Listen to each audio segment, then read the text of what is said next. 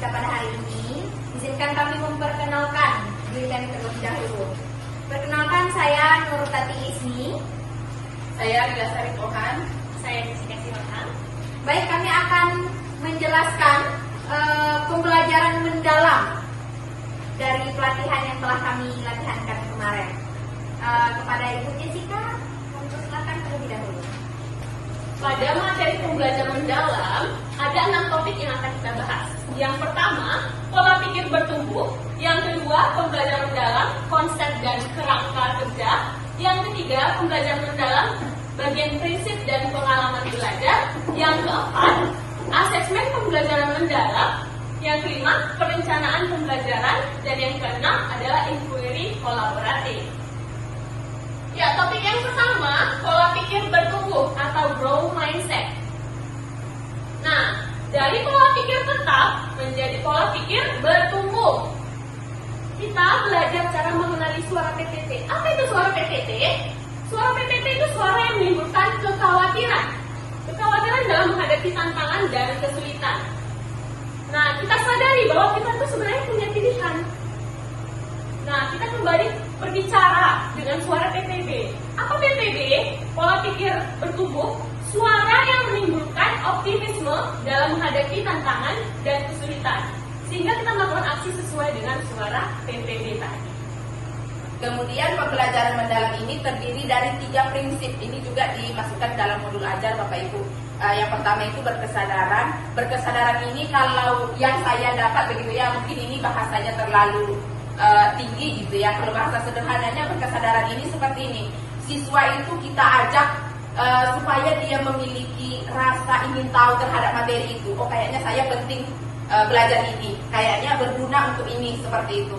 Kemudian kalau sudah siswa memiliki berkesadaran tadi, mudah-mudahan dia lanjut ke bermakna. Oh, kayaknya setelah saya mempelajari ini, saya tahu ini bisa kayaknya saya terapkan di dunia nyata. Seperti itu. Jadi ada manfaat yang dia peroleh dari proses belajar itu yang bisa diterapkan ke kehidupan sehari-hari. Kalau yang 2 ini sudah dapat Bapak Ibu, tentunya anak tadi merasa gembira yang belajar tadi. Karena dia tahu tujuan dia belajar, tahu manfaat dia mempelajari materi itu, jadi dia merasa bergembira seperti itu.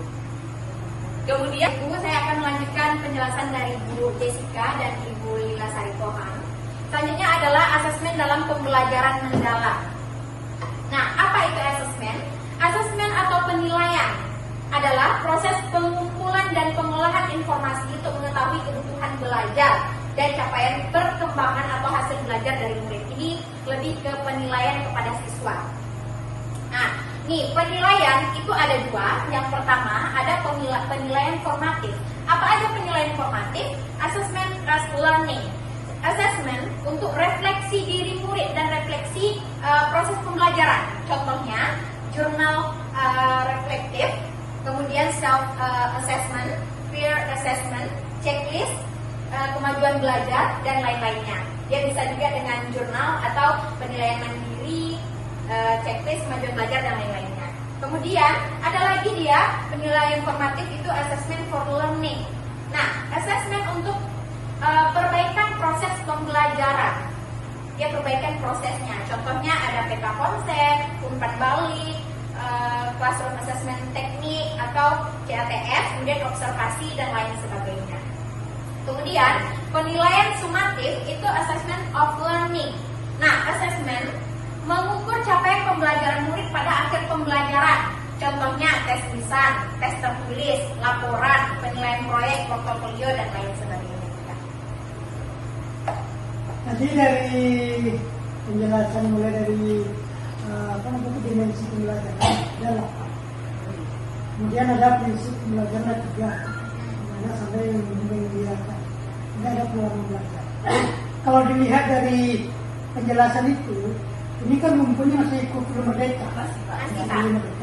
Artinya ada pengembangan deep learning atau pengembangan pembelajaran benar. Tengok dari format RPP-nya, pembelajarannya, itu pun nampaknya istilah-istilah yang berubah, gitu ya. Berubah.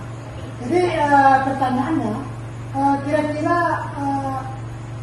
dari kurikulum merdeka yang lama itu kan tidak berubah kurikulumnya.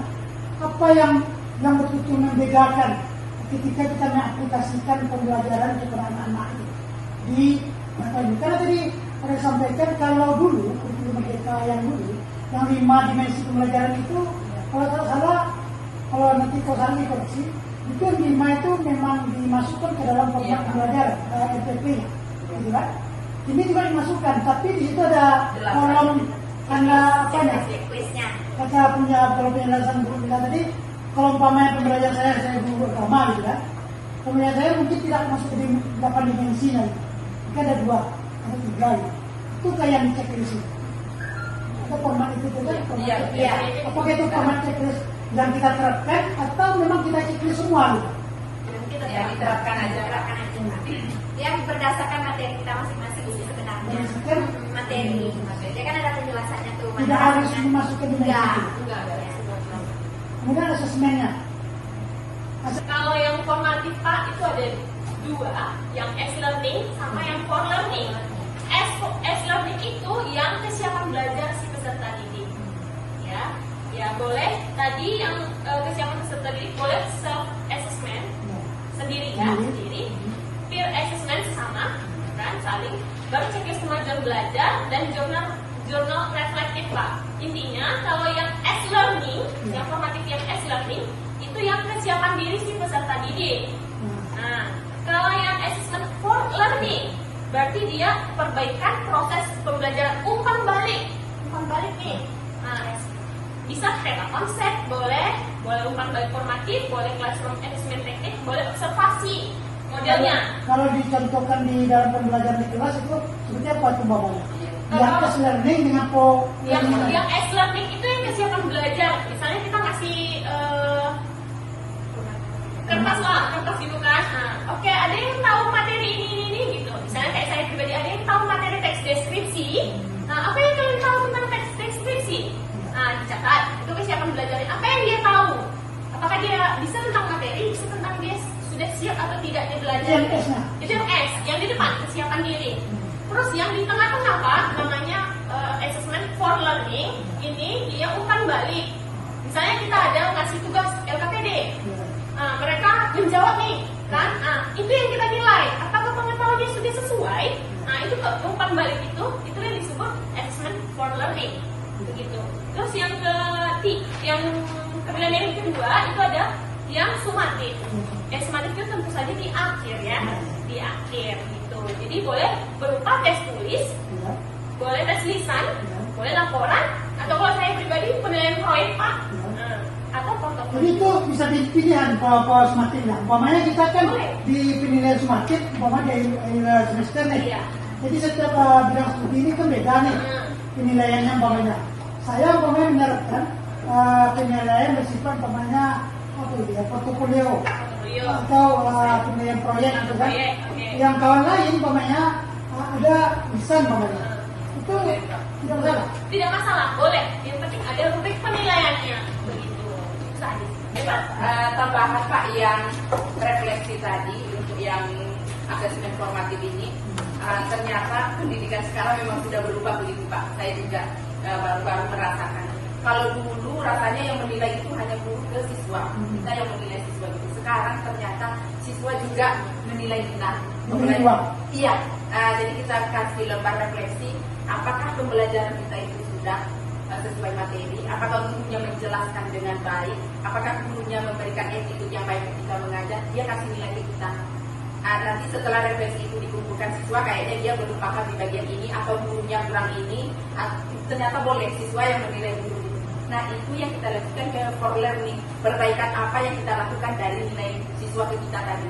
Ada nggak format umpamanya? Jelas Oh kita iya kan Pak, ada. itu kan kita sarankan. Iya. Artinya kita kan siap Iya. menerima tuh kritikan atau Nah, apa, iya, Pak. jangan apapun bertumbuh tadi kan. Iya. Artinya kalau anak umpamanya menilai kita begini begitu, Iya, harus artinya terima, itu menjadi Pak. Iya. masuk tadi ya. Masukkan. Alhamdulillah tepuk tangan.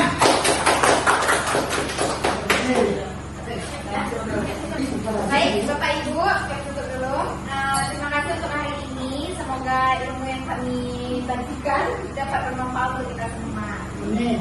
Itu saja kami akhiri. Wabillahi taufiq wal hidayah. Wassalamualaikum warahmatullahi wabarakatuh.